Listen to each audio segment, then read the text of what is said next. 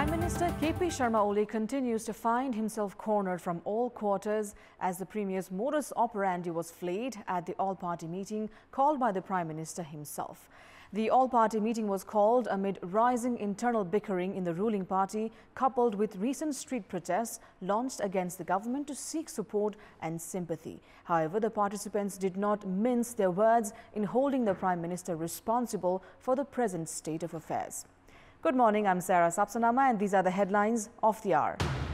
The new height of Mount Everest increases to 8,848.86 meters, 0.86 meters higher than its previous height. International media covers the news with high priority. Leaders attending the all-party meeting summoned by Prime Minister KP Sharma Oli flee the government, holding the Premier responsible for the present state of affairs. US President-elect Joe Biden sets a target of 100 million COVID vaccinations in his first 100 days in office.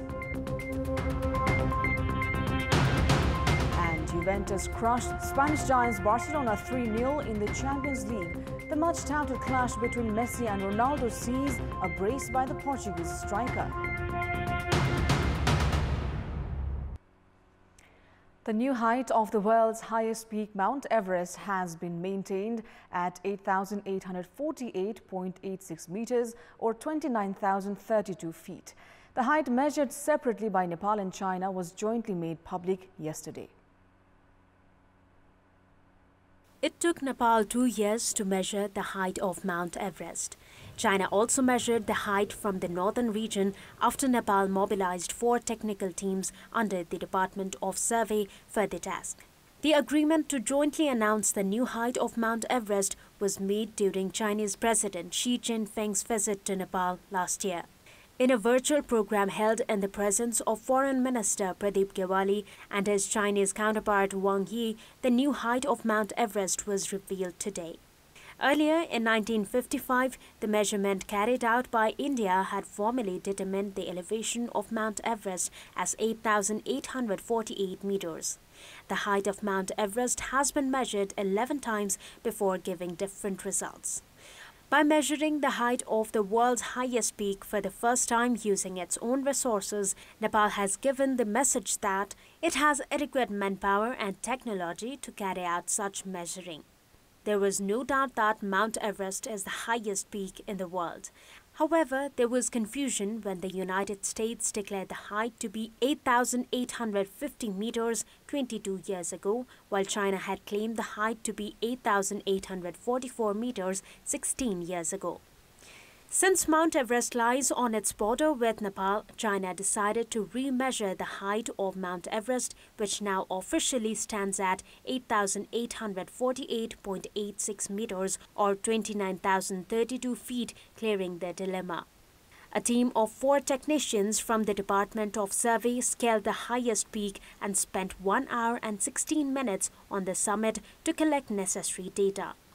The new height is based on data collected by the technicians from both the countries.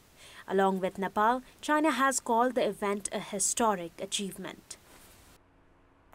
The news of the new height of Mount Everest located in Nepal was broadcasted in international media with high priority.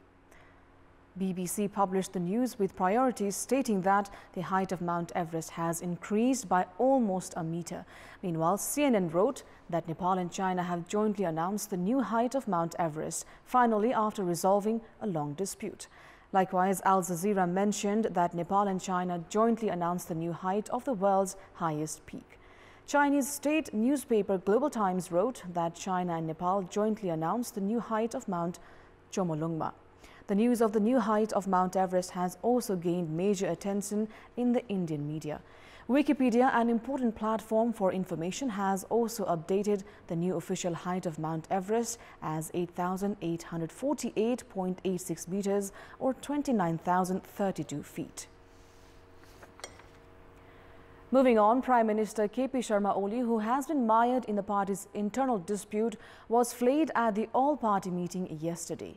Premier Oli, who convened the meeting in a bid to stem the growing criticism of his government, faced backlash for the current situation of the country.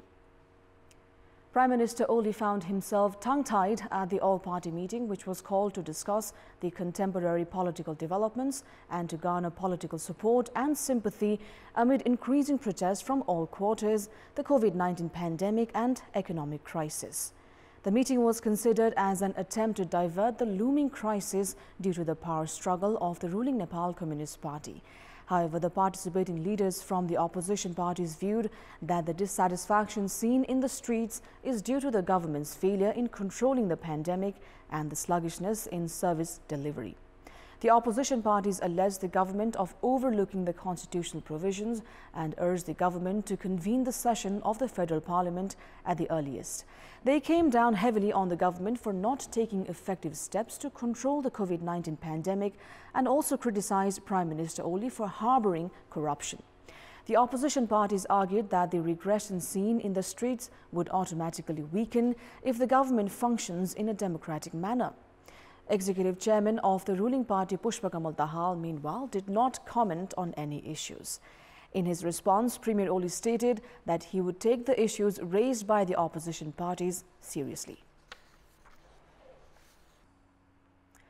Coronavirus continues its steady rise as 1,382 new cases of COVID-19 were confirmed in the country yesterday, taking the total number of cases to 243,377. The COVID-19 death toll has climbed to 1,637, with 23 more deaths reported. Some 8,947 swab samples were tested in the past 24 hours, taking the test tally over 1.79 million. According to the Health Ministry, the federal capital reported 594 positive cases, with 412 new cases from Kathmandu district, 113 from Lalitpur and 69 from Bhaktapur. 1,621 individuals registered full recovery in the past 24 hours, taking the national recovery tally to 229,054, and the recovery rate has climbed to 94.1%. There are over 12,000 active cases in the country, with 4,639 corona patients in isolation centers, 8,047 in home isolation and 523 in various quarantine centers. The Health Ministry informed that 58 patients are receiving treatment with ventilator support, while 354 are in intensive care units in different hospitals across the country. In our Public Voice segment, we had asked the local residents in Argakhachi what is the reason behind increasing internal disputes within political parties. Let's take a look at what they had to say.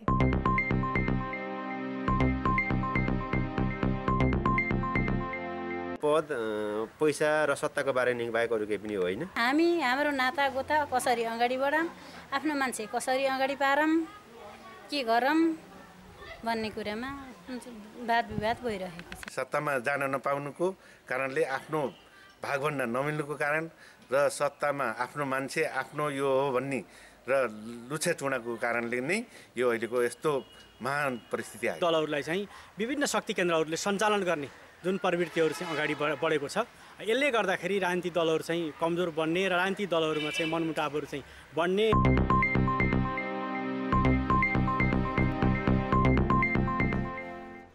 Time now for our segment Public Pulse, where you text us with your opinion.